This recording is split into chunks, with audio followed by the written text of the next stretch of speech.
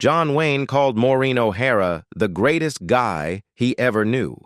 Because while many actresses stayed silent to protect their careers, Maureen refused to play the casting couch game, pushed back against abusive behavior from male co-stars and directors, and openly challenged the toxic culture hiding behind old Hollywood glamour. That decision came with consequences. Hollywood tabloids reportedly targeted her reputation for years, trying to destroy the fiery Irish actress who refused to obey the rules. But instead of backing down, Maureen fought back so aggressively that she even sued a major tabloid for defamation.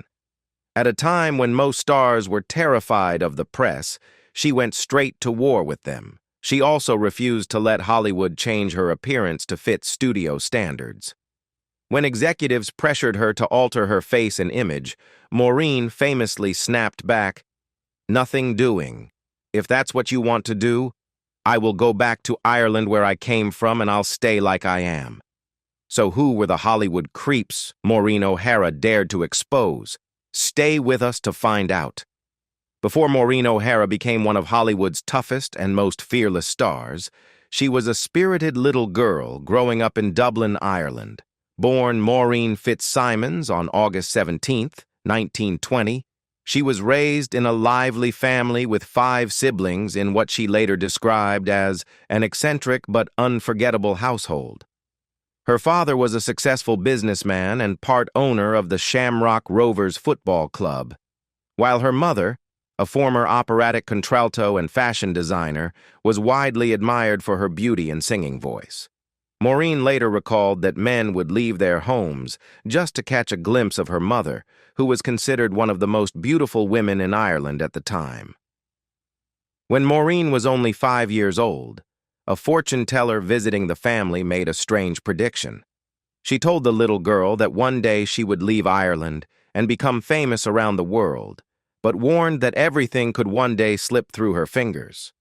As a child, Maureen was energetic, stubborn, and far more interested in outdoor adventures than behaving like a proper young lady. Nicknamed Baby Elephant because of her chubby frame as a little girl, she loved climbing trees, horseback riding, swimming, soccer, and even trained in judo as a teenager. She later admitted she envied the freedom boys seemed to have and was never afraid to speak her mind. "I was a blunt child," she once said. "If a teacher had slapped me, I would have bitten her." Her love for performing began at 6 years old after reciting a poem on stage.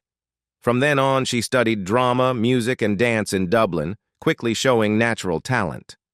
But despite her confidence, Maureen later admitted she often felt insecure and deeply afraid of being judged. She once remembered freezing during a performance after noticing her father watching from the back of the theater. "My arms felt like lead," she recalled. "I grew up with a terrible feeling that I was being laughed at." Maureen O'Hara's first step into the film industry came with a small role in the 1938 film Kicking the Moon Around, though she later dismissed it and did not consider it part of her real career. Her true breakthrough arrived shortly afterward when she was cast alongside Charles Laughton in Jamaica Inn, directed by Alfred Hitchcock. The film completely changed the course of her life. When Maureen returned to Ireland after filming, she quickly realized fame had already begun to separate her from the life she once knew. Friends she had grown up with suddenly treated her differently, accusing her of acting important or believing she was famous now. The reaction hurt deeply. She later admitted that she began feeling isolated from other women her age and gradually found herself more comfortable around male friends instead. That pattern would continue throughout much of her life. During the filming of Jamaica Inn, Maureen became involved with producer George H. Brown.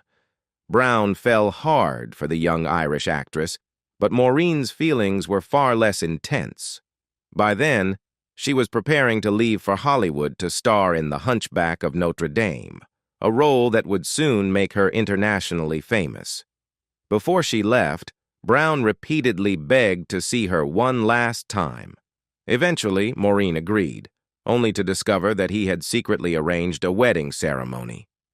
At just 19 years old, Maureen suddenly found herself trapped in an uncomfortable and emotional situation. According to later accounts, she felt pressured into going through with the marriage, despite not truly wanting it. People close to her later believed Maureen often struggled with hurting other people's feelings, especially men, and that tendency followed her throughout much of her life. Almost immediately after the wedding, she regretted it. Meanwhile, Charles Lawton had become so impressed by her performance in Jamaica Inn that he personally cast her as Esmeralda in The Hunchback of Notre Dame for RKO Pictures. Maureen and her mother sailed to New York aboard the RMS Queen Mary before traveling across America to Hollywood. Even before the movie premiered, the press became fascinated with the beautiful red-haired Irish newcomer. But instead of enjoying the attention, Maureen felt uncomfortable being celebrated before she had truly proven herself. Things became even more complicated when George H. Brown publicly revealed their secret marriage. Hollywood executives were furious, believing the situation could damage her carefully planned image as a rising young star. While Brown proudly boasted that he had married Ireland's most famous girl, Maureen felt increasingly trapped.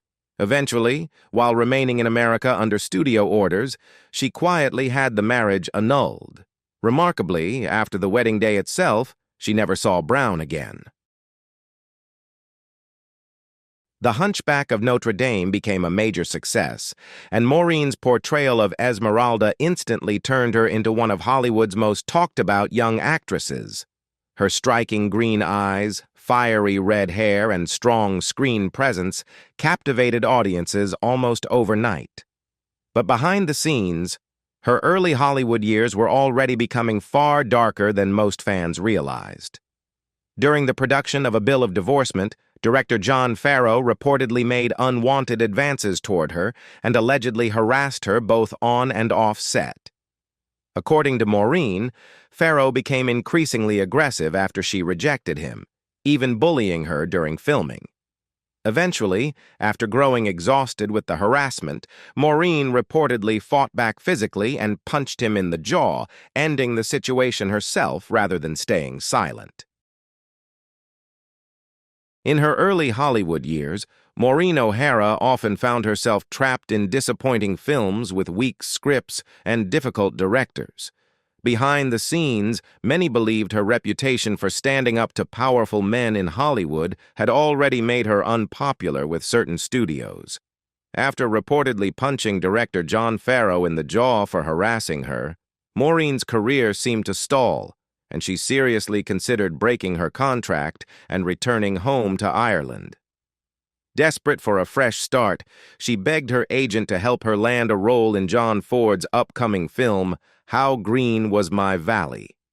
The gamble paid off. The movie became a major success, earning 10 Academy Award nominations and winning Best Picture.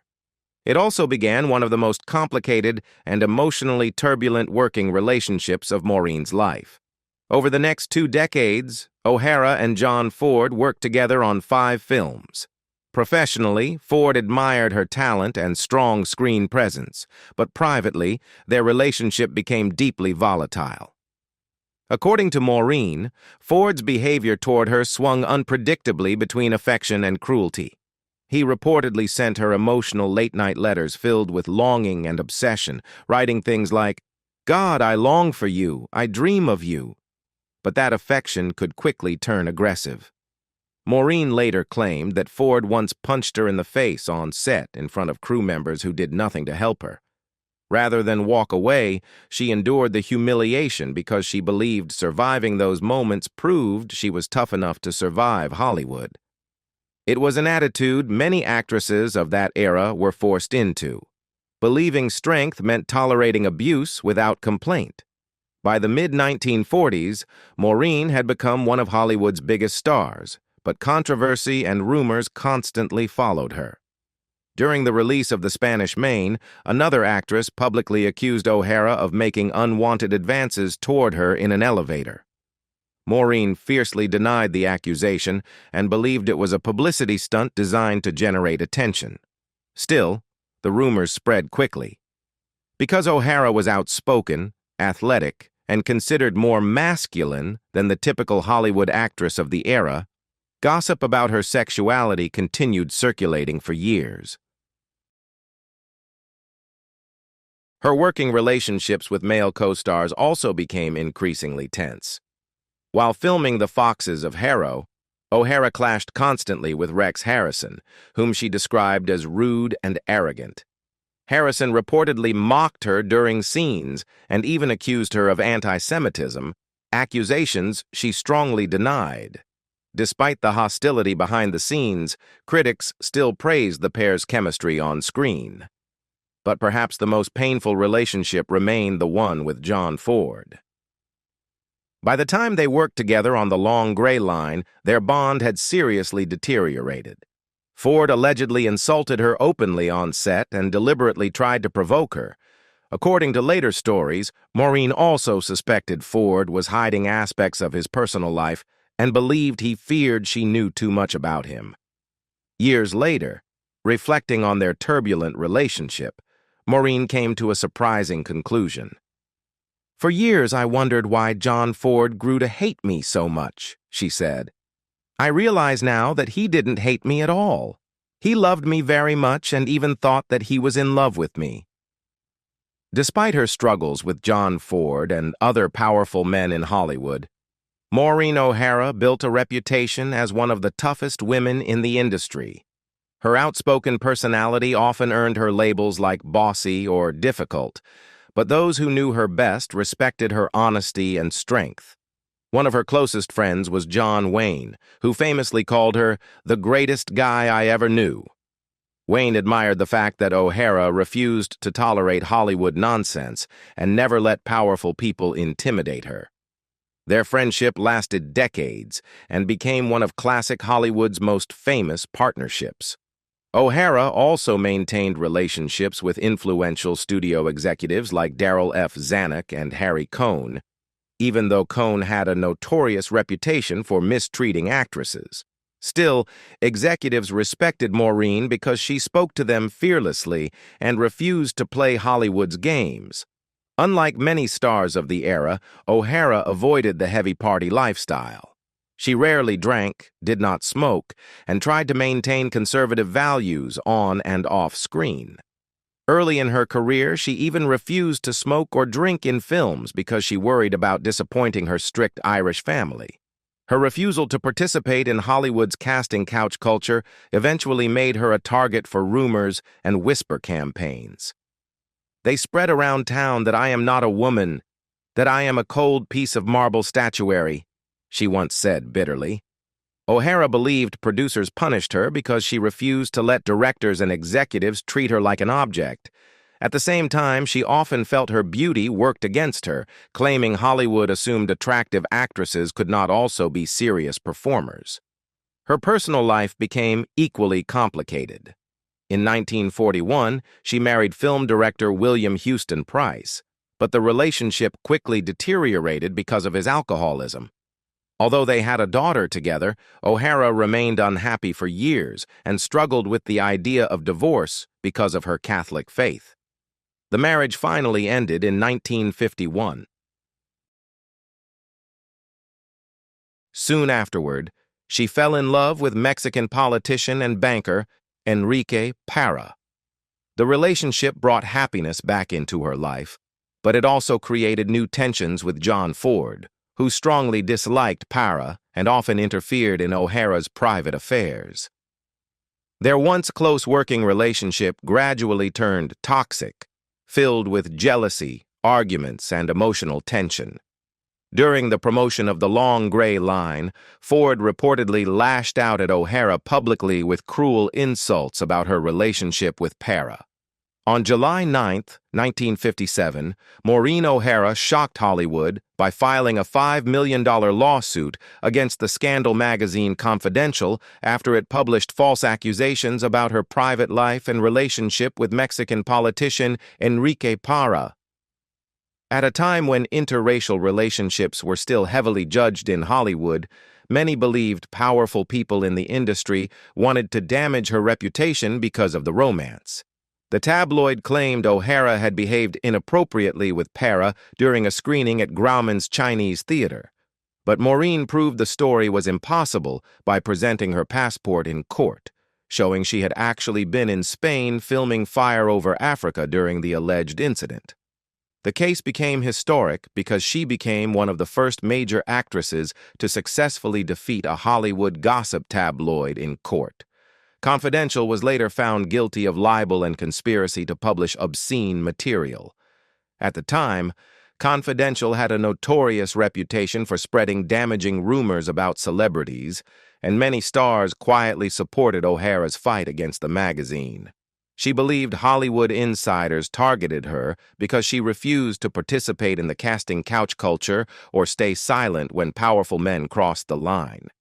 Eventually, the pressure surrounding the scandal contributed to the end of her relationship with Enrique Parra. But in 1968, O'Hara found lasting happiness with Charles F. Blair, Jr., a decorated pilot and founder of Antilles Airboats.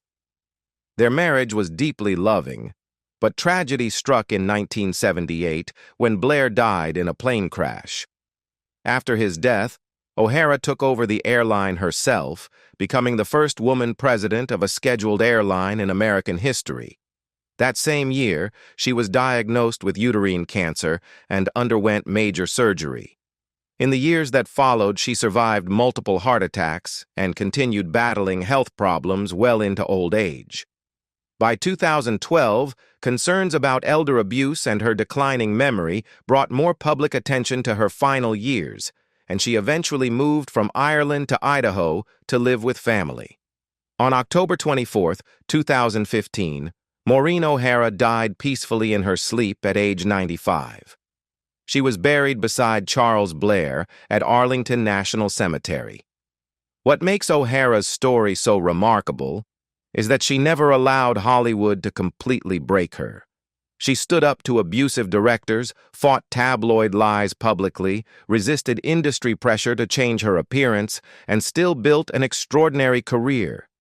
Even the people who disliked her often admitted they could not deny her talent.